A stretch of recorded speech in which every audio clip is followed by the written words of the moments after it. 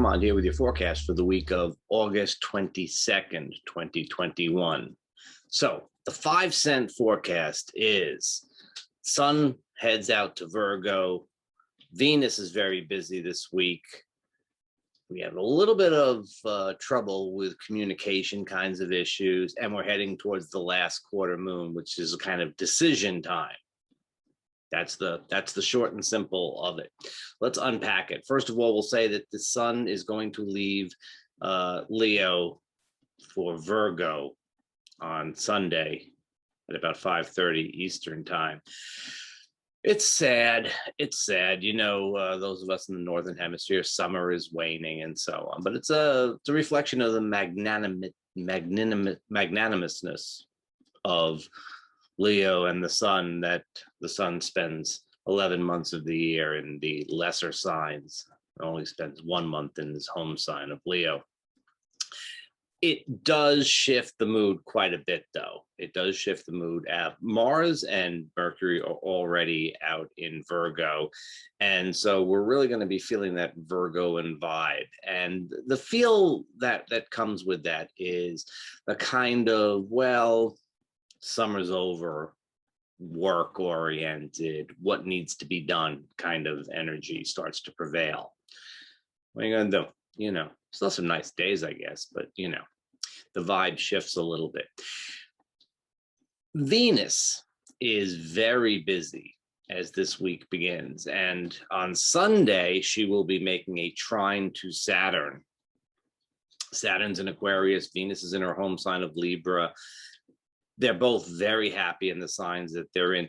The feel here is one of openness. It's a socializing kind of feel. It is good for individual relationships and stuff like that, but it's really kind of a little bit more of friendship or, you know, groups of friends and stuff like that, getting together kind of energy. Probably, I mean, you know, the energy prevailed on Saturday night as well, which might have been the time when you experienced it more overtly than on Sunday. Still, it's a nice energy for Sunday, and it kind of resonates at a few different spots throughout the course of the week. So it's, you know, you'll feel that Venus Saturn energy at times. It's very harmonious. It helps you to get things moving with social stuff. So that's a real positive. Now on Monday, Venus will sextile Juno. Now Juno she's still at, isn't she? She's moved all the way up to 9 degrees of Sagittarius after spending a couple of months stationing at 8 Sagittarius. Here we have a harmony between what we want and what we have in relationships. This is definitely more for folks that have a relationship thing going on. It's also Venus, you know, maintains a certain decorum, especially in Libra, you know, follow the rules, you know, go through the niceties and stuff like that. And it's on a harmonious page with Juno, the partnership asteroid. So that's kind of good stuff.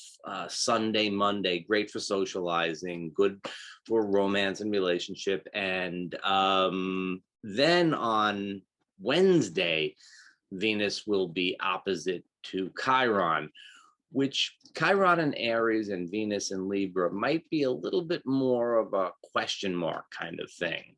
It could be more a matter of self-doubt. It could be self-doubt that comes up because of your interactions with somebody else. There could be some hesitancy about relationship. There could be some real hesitancy just about socializing, to tell you the truth. But that's just Venus's story this week, and we have to kind of keep that in perspective, because we have on Tuesday, and I would say that this colors Monday and Tuesday particularly well. No, this actually extends all the way through Friday. We have Mercury in Virgo opposite Neptune and Pallas Athene. Now, Mercury-Neptune aspects, we're always talking about, if not, you know, usually not out and out deception. We're not really talking about that kind of thing.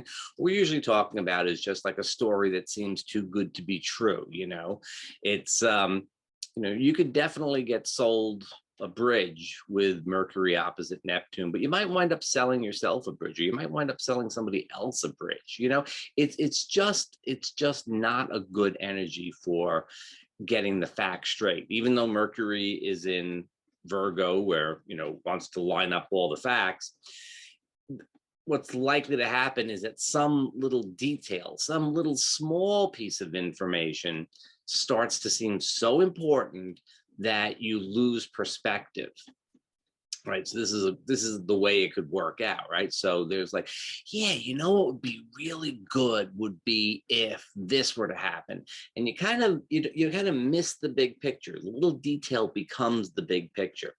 It's a really poor energy for doing any kind of, you know, formal agreements, contracts. It's not a good time to be buying software or any kind of electronics. Treat it like a Mercury retrograde, but even be a little bit more suspicious of it, because the energy here is one of, you know, let's call it false enthusiasm, is a very strong possibility. Terrific time to get lost in a fantasy, to just do some creative stuff, you know, just play with things, just, you know, bend words around and have some fun with it. It's really good for that, just not really good for practical stuff. So, you know, be aware. Now, Pallas Athene is conjunct Neptune. That is exact on Thursday, early Friday, but they're slow moving objects. We don't want to, we'll say that that's true all week long. Pallas Athene has an energy which is very much associated, I call it the truth teller asteroid. It's the goddess of wisdom, but she's got a sword. You know, this is not the book. This is you're gonna hear the truth. You're gonna hear the story. Conjunct Neptune, it's almost the same as the Mercury Neptune aspect. It reinforces it, except it moves that from our personal sphere out into the collective. Pallas Athene usually shows up in terms of political, social things. So what we could see, people getting really excited about, you know, misinformation, disinformation, not knowing what's really happening, but still having a lot of response to it. So on the individual level, it pretty much is strongest on Tuesday. But on the collective level, it really goes all the way through the week, and really just to the cusp of the weekend. As we're coming to the last quarter moon, which is going to be, it's on the 30th, so it's actually ahead of us a little bit there. The feel is one of, what's working, what's not working. Probably that's more like a Friday, Saturday type of feel. So I don't think that it's necessarily we're going to feel we have to make a decision during that midweek time where things are really kind of up in the air. But as we get towards the weekend and into the weekend, we might start feeling like, yeah, we got to do something here. And while we're not necessarily taking in more misinformation or muddling up the facts, we're still likely to not be dealing with things on a completely factual basis. Especially important because on Friday, looking at my notes, that's right, I'm looking at my notes. On Friday, the moon will conjunct Uranus. It's going to trine the sun, but it's going to conjunct Uranus. And that has this kind of, got to make a decision sort of energy. It has that sort of, I want to change things. I want to innovate.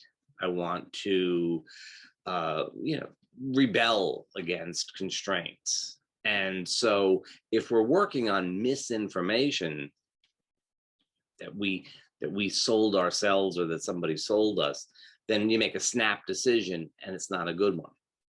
So for most of this week, I would take this as a great opportunity to socialize. Don't take things too seriously. I would say it's a good opportunity. If you have the week off or something like that, it wouldn't be bad. If you're working, if you have to go out and do stuff, if you have to participate in the world this week, then just do so with a little bit of awareness that, you don't necessarily want to make the big decisions. You don't want to make the major purchases. It's more like you just want to kind of deal with routine things. Try not to get too excited about stuff. And, it'll be fine. I mean, it won't mess most of us up very much at all. And the positive side of it, if you're willing to back off, like we do during Mercury retrograde, right? We back off a little bit. We don't push ahead with the things that we usually push ahead with. We buy ourselves a little bit of time and space. Precisely what we should be doing, especially Tuesday, Wednesday, Thursday. Treat it like a little mini Mercury retrograde, and everything should be fine. Yeah. It's a great time to listen to music. It's a great time to make some music. It's a great time to just go for a walk, go for a drive or something like that. Serendipitous types of things can happen. Very much so this week. There's a lot of potential for serendipity. Again, something surprising comes up, unexpected, positive, negative. Yeah, you experience it, you enjoy it, you don't overreact. All right, I will see you next week when it'll be time to overreact.